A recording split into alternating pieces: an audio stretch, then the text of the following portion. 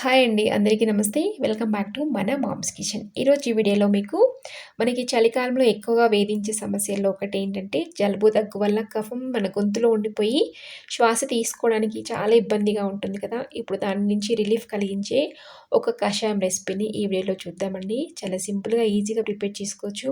And చాలా రిలీఫ్‌గా ఉంటుంది తీసుకోవడం వల్ల. ఇప్పుడు ఇది ఎలా ప్రిపేర్ చేసుకోవాలో చూసేద్దాం.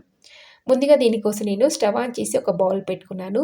అందులోకి ఒక 1 గ్లాస్ దాకా వాటర్ యాడ్ చేసుకోవాలి.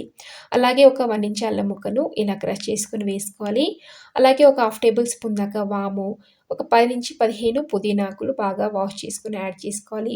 అలాగే మిరియాలు కూడా ఒక 10-15 ఇలా క్రష్ చేసుకున్నవి యాడ్ చేసుకొని ఒకసారి ఇదంతా కూడా బాగా మిక్స్ చేసుకోవాలి. మనం ఇందులో వాము, అలాగే పుదీనా, మిరియాలు, అల్లం వేసాం కాబట్టి ఇందులో వీటన్నిటిలో కూడా మనకి కఫాన్ని తగ్గించే వాల్యూస్ ఉన్నాయండి. చాలా యూజ్‌ఫుల్‌గా ఉంటుంది ఈ కషాయం తీసుకోవడం వల్ల.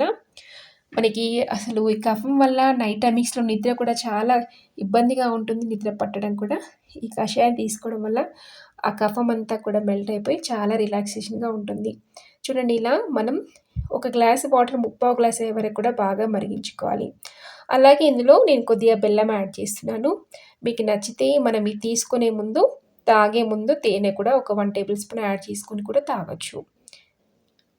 చూడండి బెల్లం వేసిన తర్వాత కూడా మరొక నిమిషం పాటు బాగా మరగనిచ్చుకొని స్టవ్ ఆఫ్ చేసుకొని ఒక కప్పులోకి ఫిల్టర్ చేసుకోవాలి. చూడండి ఆల్మోస్ట్ ఇక్కడ ఈ కషాయం అనేది రెడీ అయిపోయిందండి. నేను స్టవ్ ఆఫ్ చేసి ఒక కప్పులోకి ఇదంతా కూడా ఫిల్టర్ చేస్తున్నాను. మరి మీరు కూడా తప్పకుండా ఈ చలికాలంలో వచ్చే దగ్గు, జలుబు వల్ల ఇబ్బందికి వెళ్ళినప్పుడు డెఫినెట్‌గా ఈ కషాయాన్ని ఒకసారి ట్రై చేసి చూడండి. చాలా రిలీఫ్‌గా ఉంటుంది. అలాగే పిల్లలకు కూడా ఇవ్వచ్చండి. కాకపోతే ఏంటంటే ఘాటుగా ఉంటుంది కాబట్టి వాళ్ళకి కప్పులో ఒక హాఫ్ మందం వాళ్ళకి ఇచ్చారంటే వాళ్ళకి కూడా చాలా రిలీఫ్‌గా ఉంటుంది. చూసారు కదా ఫ్రెండ్స్! దగ్గు, జలుబు నుంచి రిలీఫ్ కలిగించే ఈ కషాయం రెసిపీని మీరు కూడా డెఫినెట్‌గా ట్రై చేయండి. అలాగే మీకు ఈ రెసిపీ నచ్చితే తప్పకుండా ఒక లైక్ చేయండి, షేర్ చేయండి. అలాగే నా ఛానల్‌ని సబ్స్క్రైబ్ చేసుకోవడం మర్చిపోద్దు. Thank you for watching.